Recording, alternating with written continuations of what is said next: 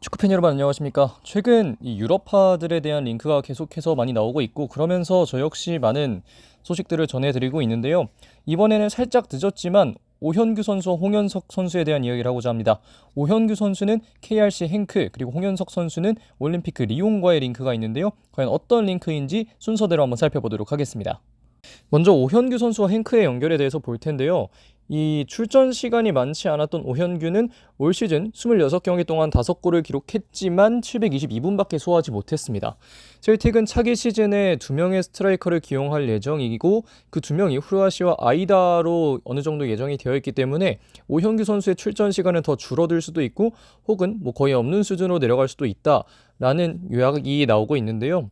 그러면서 행크도 관심을 가지게 됐습니다. 스트라이커 3명 중 이 제키리 선수의 이적 관련 이 이야기가 자꾸 나오고 있고 아르코다레라는 주전 스트라이커 역시 루머가 존재하기 때문에 행크는 스트라이커진의 뎁스를 보강하기 위해 오현규 선수에게 관심을 가지고 있는데요.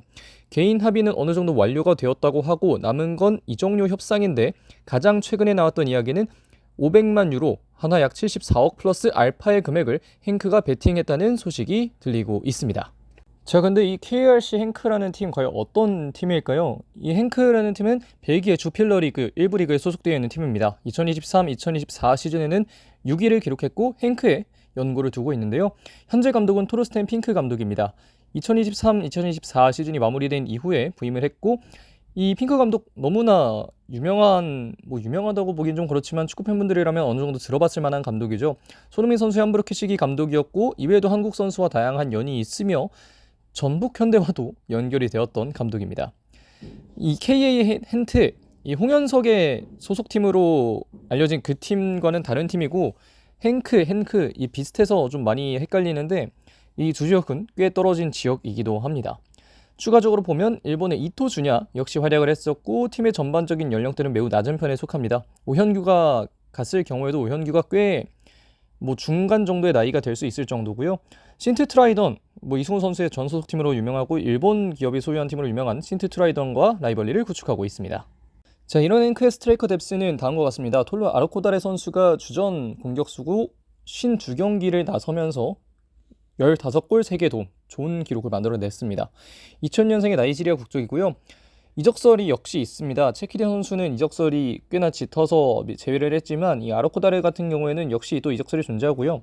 피지컬도 뛰어나고 탄력도 좋아서 포스트 플레이, 속도감 있는 공격, 다양한 공격이 가능한 선수입니다. 앞으로 빅리그에서 많이 볼 수 있을 거라는 생각이 드는 선수이기도 하고요.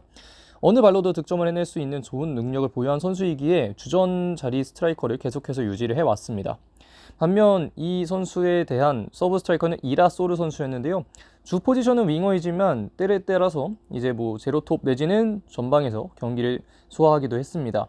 스피드를 이용한 개인 돌파의 장점이 있고 특히 측면에서 침투 능력이 좋은 선수인데요. 다만 중앙에서 놓고 보면 피지컬 등의 측면에서 아쉬움이 있기 때문에 오현규 선수와의 경쟁을 하게 된다면 어느 정도는 오현규 선수가 우위에 설 수도 있는 선수라고 할 수 있겠습니다. 자, 그래 앞설 수 있는 건 알겠는데 과연 이 오현규 선수가 행크와 잘 어울릴까가 제일 궁금하시겠죠. 사실 이 오현규의 장점은 버티는 힘이 좋아서 포스트 플레이에도 강점이 있고 다양한 활동 범위를 보여주며 적은 시간을 뛰어도 득점 산출에 많은 기여를 해줄 수 있다는 것이 또 장점이라고 할 수 있겠는데 물론 이 행크에서도 주전 경쟁은 필수적입니다. 아르코다레의 이적 여부가 향방을 가르겠지만 전문 스트라이커라는 점은 분명한 장점이 될 수 있겠죠. 하지만 아르코다레가 남고 혹은 추가적인 영입이 있을 경우 오현규는 분명 주전 경쟁을 해야 합니다. 하지만 셀틱보다는 많이 뛸 가능성이 높습니다.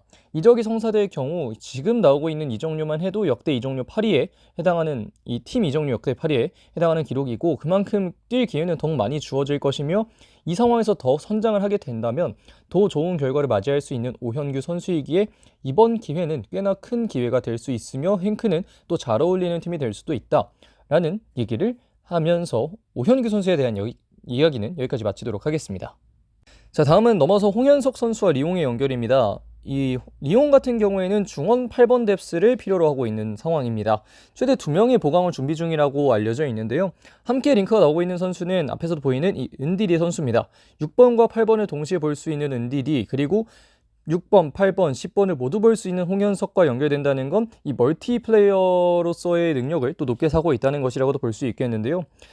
벨기에에서 좋은 활약을 했던 홍현석은 공격적인 재능 역시 증명했기 때문에 이 재능을 리그왕에서 실험할 기회가 왔다라고도 생각을 할 수 있겠습니다. 물론 아직은 루머 단계이고 그런 상황에서 약 1,000만 유로 정도의 이적료가 발생할 수 있다라고 이야기는 나오고 있지만 여전히 오현규 선수의 링크보다는 짙지는 않은 상황이라고 얘기를 할 수 있겠습니다. 자, 올림피크 레옹에 대해서도 잠시 알아보도록 하겠습니다. 프랑스 리그왕의 명문구단 리옹은 2023-2024 시즌엔 6위를 기록했는데요.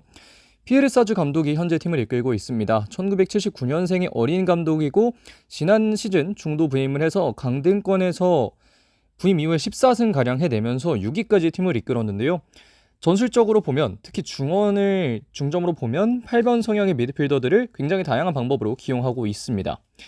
리옹은 한국에 잘 알려진 리그왕 3개 구단 중 하나죠. 파리 생제르맹, 마르세유와 함께 굉장히 유명세를 많이 탔던 3개 구단 중 하나고요.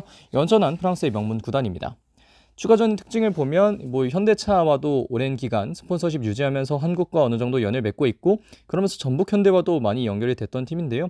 최근 시즌들에는 꽤 아쉬운 순위를 기록하고 있습니다. 이 명문 구단인 것에 비해 순위가 좀 아쉬운데 마르세유와 생테티엔과의 라이벌리를 유지하면서 그래도 다시 한번 성장을 위해 노력하고 있는 팀이 현재 리옹의 상황입니다. 자, 그리고 리옹의 주전급 8번 미드필더 뎁스를 좀 보면 이 두 명의 선수입니다. 막상스 카케레 그리고 코랑탱 톨리소인데요. 두 명의 선수 다 너무나 유명한 선수죠. 카케레는 리옹에서 가장 많은 출전 시간을 소화했던 선수입니다. 그만큼 굉장히 다재다능하고 공수 양면에서 큰 존재감을 보여주는 선수고 리옹의 가장 핵심적인 자원이라고 할 수 있는 선수고요. 톨리소는 이 역시 너무나 유명하죠. 미넨 그리고 리옹에서 그간 보여줬던 활약이 엄청났던 선수고 부상, 나이 이슈로 인해 이전보다는 경기력이 좀 아쉽게 나올 때도 있지만 그래도 리그왕에서의 톨리소는 여전히 좋은 선수로 활약을 하고 있고 리옹에서도 지난해 2,000분 이상 뛰면서 어느 정도 준주전급 자원으로서 많은 활약을 보여줬던 톨리소 선수입니다. 자, 이런 뎁스를 가진 리옹은 홍현석과 잘 어울릴까요? 홍현석의 장점은 기술적인 완성도가 높고 중원에서 멀티 포지션을 소화할 수 있다는 점입니다. 박스투박스에서 본인의 장점이 가장 잘 드러나지만 그 이외에서도 많은 장점을 보여주고 있고 특히 벨기에에서 공격적인 부분에서 많은 발전을 이뤄내면서 이 여러 가지 포지션에서 본인의 활약을 여감없이 발휘할 수 있다는 점을 증명해 줬는데요. 역시나 주전 경쟁은 필요합니다. 카케레와의 공존도 가능하지만 가끔은 한 자리를 놓고 싸우기도 해야 하고 그렇기 때문에 이 홍현석 선수의 리옹에서의 도전은 주전 경쟁이 필수적이라고 다시 한번 얘기를 할 수 있겠는데요. 역시 가장 중요한 건 사즈 감독의 전술입니다. 8번을 2명 기용할지 1명 기용할지 혹은 홍현석을 몇 번 미드필더로 볼지 6번, 8번, 때에 따라 10번 굉장히 여러 포지션에 넣을 수 있는 홍현석이기 때문에 이 홍현석의 주 포지션은 어디로 보는지 이런 여러 가지 포인트들에 따라서 굉장히 결과가 크게 갈릴 수 있을 것으로 보이는데요. 그래도 여러 포지션 소화 가능하고 경쟁력이 충분히 있는 미드필더라는 점에서 홍현석 선수와 리옹은 그렇게 나쁜 궁합만은 아니다라고 얘기를 할 수 있겠습니다. 자, 그렇게 해서 여기까지 오현규 선수의 행클 그리고 홍현석 선수의 리옹 이적설에 대해 간단하게 살펴봤습니다. 이 두 선수 모두 좋은 구단과 연결되고 있다는 점에서 이 선수들이 만들어가고 있는 커리어 그리고 실력이 많이 올라왔다는 것을 체감할 수 있는데요. 이 두 선수가 아무쪼록 남은 이적 시장에서 좋은 결과 만들어내서 앞으로의 커리어도 좋게 흘러갈 수 있기를 진심으로 응원하도록 하겠습니다. 이번 영상 여기까지 하겠습니다. 고맙습니다.